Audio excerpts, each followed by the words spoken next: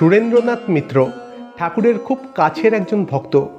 ঠাকুরকে তিনি এতটাই ভালোবাসতেন যে ঠাকুরের শেষ জীবনের চিকিৎসা, যে বাড়িতে ঠাকুর থাকতেন কাশীপুরের ওই বাড়ি ভাড়া এবং পরবর্তীকালে এরকম অনেক যাবতীয় খরচের অনেকটাই এই সুরেন্দ্রবাবু বহন করতেন। কিন্তু একবার এই সুরেনবাবুই ঠাকুরের কান মুলে দিতে চেয়েছিলেন পর্যন্ত। কিন্তু কেন? আজকে সেটাই আলোচনা করব এই ভিডিওতে। তখন ওই 1880 সাল নাগাদ সুরেনবাবুর বয়স তখন প্রায় 30। তখন তিনি একটি ব্রিটিশ কোম্পানিতে কাজ করতেন। এছাড়া তার জীবনযাত্রা ছিল যাকে বলা যায় উচ্ছৃঙ্খল। প্রতিনিয়ত সুরাপান করতেন, একটা উচ্ছৃঙ্খল জীবনযাপন কাটাতেন। এমনকি এতটাই হতাশা তার জীবনে নেমে এসেছিল যে তিনি তার জীবন শেষ করে দেবে এমনটাও ঠিক করেছিলেন। নানা সংকট চারিদিক থেকে তাকে ঘিরে ধরে, একটা বিভৎস পরিস্থিতি যাকে বলা যায়। তো সেই সময় তার দুজন বন্ধু রামচন্দ্র দত্ত এবং মনমোহন বাবু, যারা ঠাকুরের ভক্ত ছিলেন, নিয়মিত ঠাকুরের কাছে যেতেন, শান্তি পেতেন। তো এই দুজন বন্ধু সুরেনবাবুকে পরামর্শ দিলেন যে তুমি একবার দক্ষিণেশ্বরের যে পরমহংস আছে তার কাছে চলো আমাদের সাথে, দেখবে তোমার জীবনে এই হতাশা কেটে যাবে, তুমি শান্তি খুঁজে পাবে। বন্ধুদের যেটি কাজ এই বিপদের সময় বন্ধুর পাশে থাকা, তাকে সুপরামর্শ দেওয়া। তাই করলেন এই রামচন্দ্রবাবু এবং মনমোহনবাবু।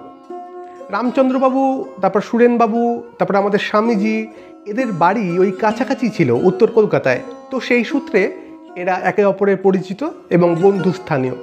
তো যথাসময় বন্ধুর পাশে এসে দাঁড়ালেন এই দুই বন্ধু। কিন্তু সুরেনবাবু এই পরামর্শটিকে ভালোভাবে নিলেন না। তার মধ্যে একটু অহংকারও ছিল যে আমি অনেক জানি, একটু বই পড়েছিলেন কিনা, তাই জন্য একটু অহংকারও তার মধ্যে জন্মেছিল।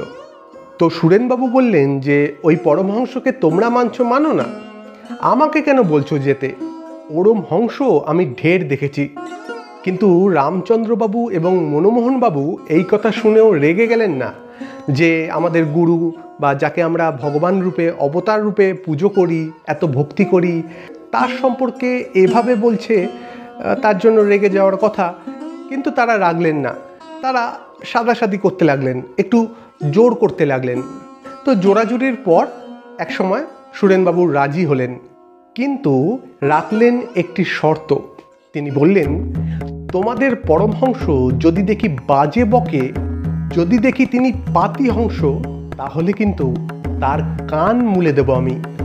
যদি এই শর্তে রাজি থাকো তাহলে বলো, তাহলে আমি যাব, না হলে না। কি দুঃসাহসিক একটা শর্ত!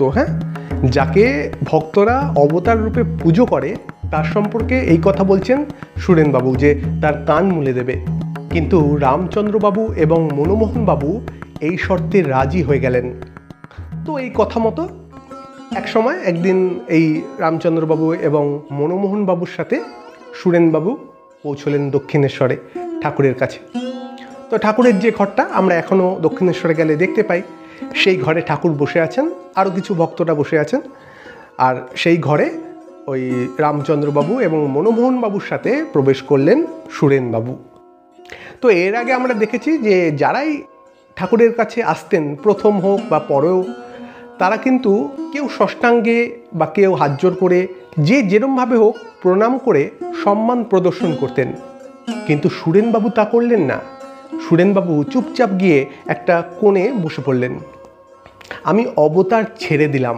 একটা সাধারণ মানুষ, একজন মানুষ আর একজন অপরিচিত মানুষের সাথে যখন প্রথম দেখা হয়, একটি স্বাভাবিক সম্বোধন তো প্রয়োজন, একটা ভদ্রতা, সেটুকুও করলেন না সুরেনবাবু।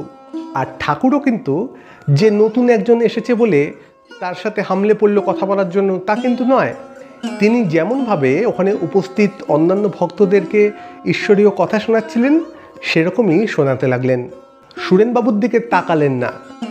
আর সুরেনবাবু ওদিকে বসে বসে মনে মনে পরিকল্পনা করতে লাগলেন কি করে এই পরমহংসকে ফাঁদে ফেলা যায়। ঠাকুর সমস্ত ভক্তদেরকে ঈশ্বরীয় কথা শোনাচ্ছেন। আসলে ডাক্তার রোগীকে দেখলেই কিন্তু বুঝে যায় যে তার কি রোগ, তার কি ওষুধ চাই, যদি সে প্রকৃত দক্ষ ডাক্তার হয়।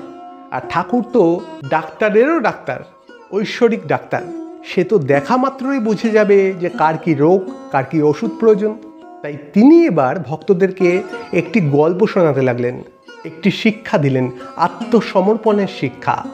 ঠাকুর বলছেন, দেখো, যখন একটি বাদর, মা বাদর যখন তার বাচ্চাকে নিয়ে এক ডাল থেকে আরেক ডালে যায় লাফিয়ে লাফিয়ে, তখন দেখবে সেই বাচ্চা বাদরটি মাকে আঁকড়ে ধরে থাকে।